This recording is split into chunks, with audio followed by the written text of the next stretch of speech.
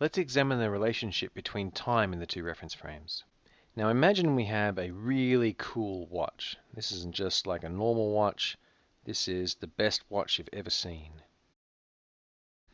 It may not look so amazing, but in fact the timepiece in there is really brilliant. It's almost as good as this clock.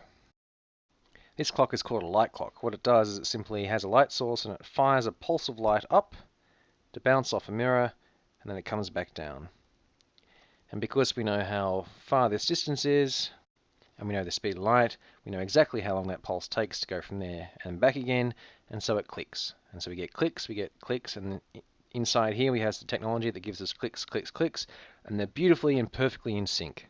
And so we can work out the time from these two clocks. So this is some kind of watch, which I'm not going to talk about, and this is a light clock. So this is all in one particular reference frame. Now we're going to put both of these on a train and watch them from the side of the road. This watch is traveling along, and this light clock is traveling along. So when this thing emits its pulse, it's actually going to have to bounce off the mirror over here, because it's bouncing off the mirror at a slightly later time. And then by the time it's bounced back, the light source and detector is going to have moved over here. Now we already know that this distance L hasn't changed.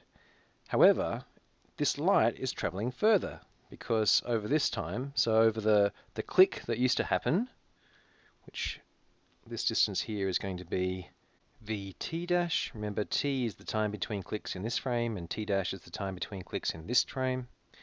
And we can relate the two, because you'll note that this light is traveling further, and we know that t dash is just going to be the distance that the light travels, divided by the speed of light. The reason for that is that the speed of light is always c. It's c in this reference frame, and it's also c in this reference frame. That's very strange. We don't normally see that in any other kind of wave. So the distance is just going to be twice this single distance, which we can get from Pythagoras. And we know what this length is in terms of t, so we know that 2L on c is equal to the time in this frame. And if we rearrange this, we get that t dash is not the same as t. That's not that surprising, because it's traveling a larger distance and going at the same speed. And so what we have here is that our light clock is measuring a different time depending on which frame we're in. We think, oh no, this is a terribly designed clock. Our light clock is broken. But in fact, our light clock is still, because of the principle of special relativity, because the physics has to be the same, these two things have to be clicking at the same rate. So our beautiful watch on the train is still clicking at the same rate as our light clock.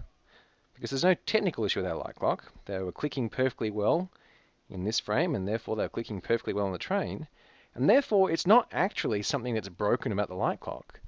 It's that time itself really is going slower on the train. So if we look at someone going past on a train, their time really does seem to be going slower than ours. And that's called time dilation. The weird thing, of course, is if they look at us, they think that our time is going slower.